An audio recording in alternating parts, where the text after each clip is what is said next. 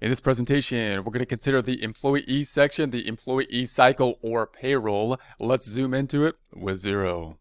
Here we are in our demo company dashboard. We're going to be considering the payroll. As we do so, we just want to talk about some of the options related to payroll. So payroll pretty much always is going to be kind of an add-on type of feature. It's becoming a specialty in and of itself. So you got to think about how are you going to, if you need to deal with payroll, one, do you need to deal with payroll? Do you have employees? And then two, if that is the case, how do you want to deal with it? Do you want to purchase something that is going to be related or integrated or recommended as part or component of the software you're using?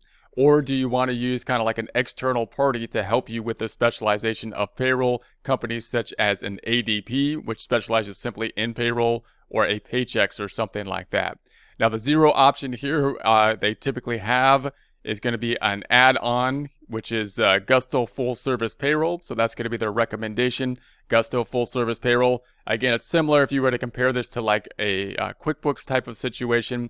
You got kind of a similar situation. QuickBooks has the normal QuickBooks, and then you have to buy up or pay up for payroll and different kind of tiers as to the amount of service that you would then get with regards to the payroll. So this, in essence, would be kind of the parallel to that within Xero, which means that it would be a separate company, but again, they're talking about the full service payroll items here.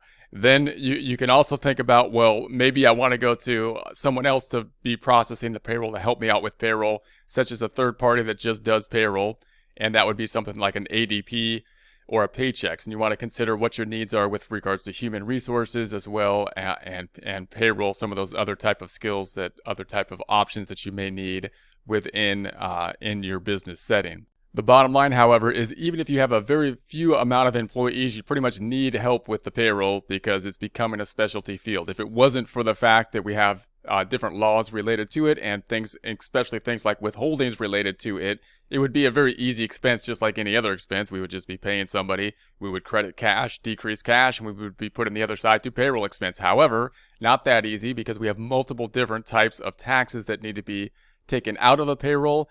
And not only do we need to take them out of the payroll, but we need to make sure that we are reflecting the fact that they have been taken out of payroll to the employees on a pay period by pay period basis, employee by employee basis, as well as on a quarterly basis for the 941 forms and on a yearly basis for the 940 forms, and then deal with the other withholdings that we're required to pay then to the state, including Social Security, Medicare, and federal income tax. So that, just with a couple employees, starts to get quite tedious if you don't have some kind of help. The software will really help you out to basically make the withholdings correctly. Those paychecks are much more complicated than the normal checks to make the proper payments to the state, as well as help to compile the forms that you need to do with payroll. You really want to keep on top of that because if you get kind of messed up on payroll, it can result in problems. It can result in problems such as not paying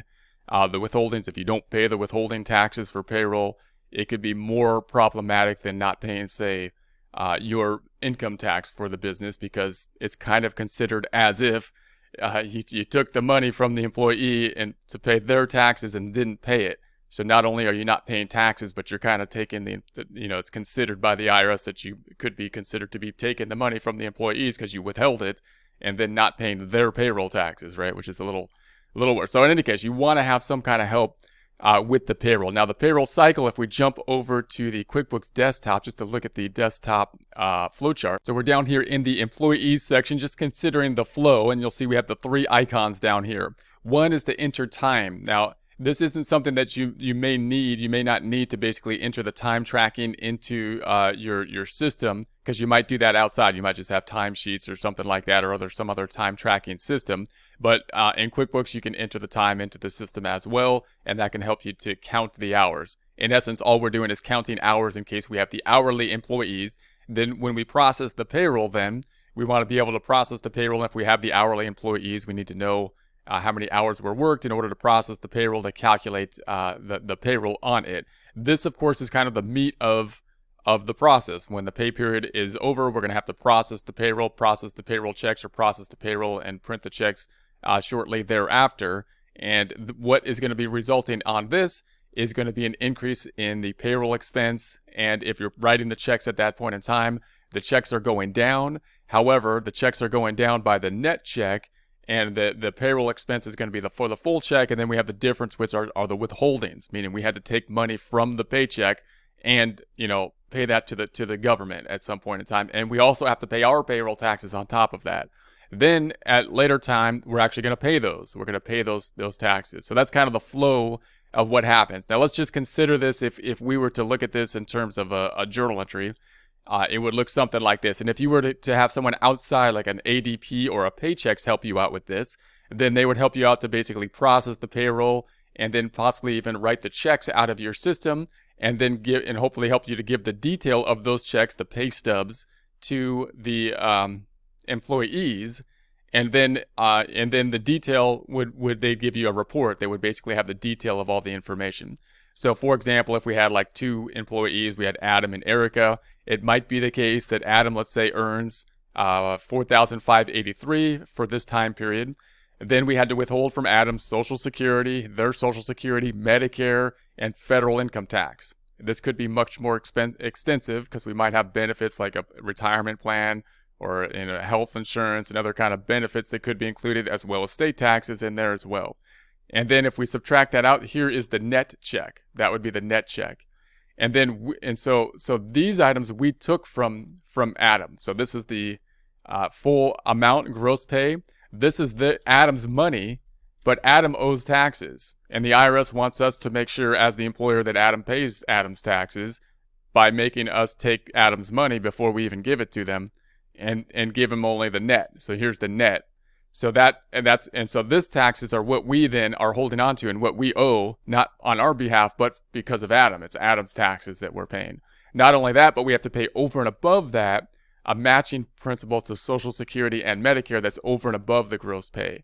And that's going to be this amount. Now, if we have Erica, another employee, same thing. If this was Erica's total earnings, we would have to take from Erica her payroll taxes for Social Security, Medicare, income tax, possibly any state taxes, because we're required to do so, even though they're not our taxes, they're Erica's taxes, right? We're taking them out of Erica's paycheck. Theoretically, they're Erica's taxes. I say theoretically because obviously this changes the whole payment structure and how much people pay each other and this and that.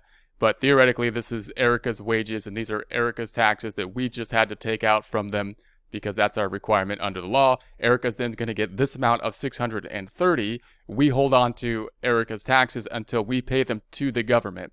And then, of course, we pay our amount over and above that. So you can see if we have just 2 employees, this gets kind of complex, and we're only talking about federal taxes. So it can get kind of complex to deal with the payroll checks. What's going to actually happen when we process the payroll, you can think of it on an individual by individual basis. And in journal entry format, the payroll expense is going to go up by the gross pay. And then the check is going to come out, bringing the checking account down by the net pay. And the difference are the liabilities, a liability that we owe, right?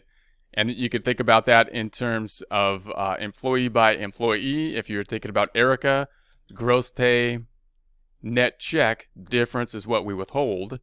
Or you can think about it in total, right? The total, and we can record this in total into our system. So we need this detail up top, in other words, so that we can report this detail each check, not only for that pay period, but also year to date for each employee, each payroll.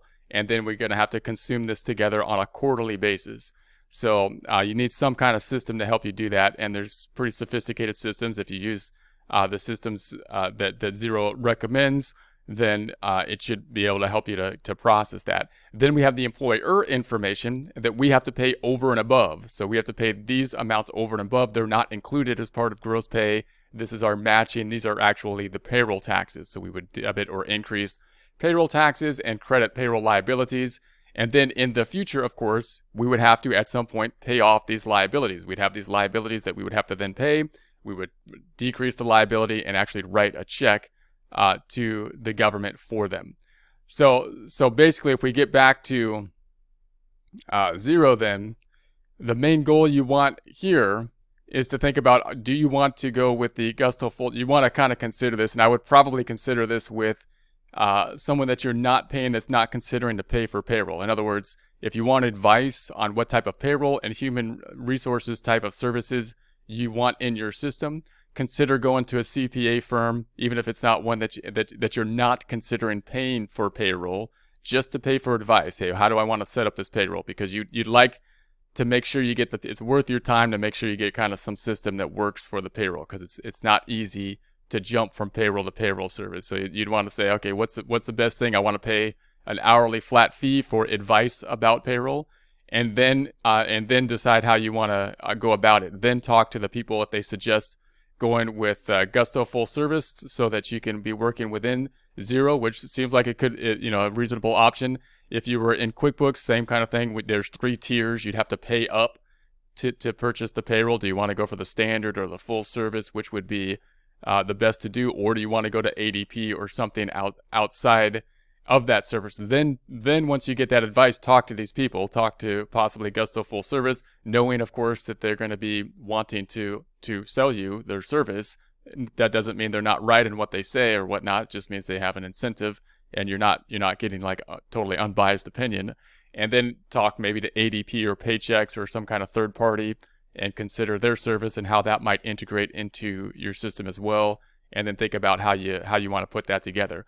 Now, obviously, if you got the Gusto full service, it should help you to populate all the data, more data into your system. If you're working with someone outside like an ADP or a Paychex, then you got to find a way how you're going to integrate that information into your system. Do you want all the detail paycheck by paycheck in there? Maybe not. Maybe you just want the net detail, and if you need the more information, you could go to the reports for ADP and Paycheck. So just a few things to think about. We may take a look at payroll at a later time and get into it in more detail within or with the add of Gusto full service. But at this point, we're going to be running forward with the demo version. We want to keep it as the free demo version. And so we're going to be kind of imagining as we get to the practice problem that we're working with like an ADP or Paychex, and consider how we would take their information, put that information into our accounting system so that we can see the checks clear, reconcile the bank accounts, and have the financial statements reflect the payroll.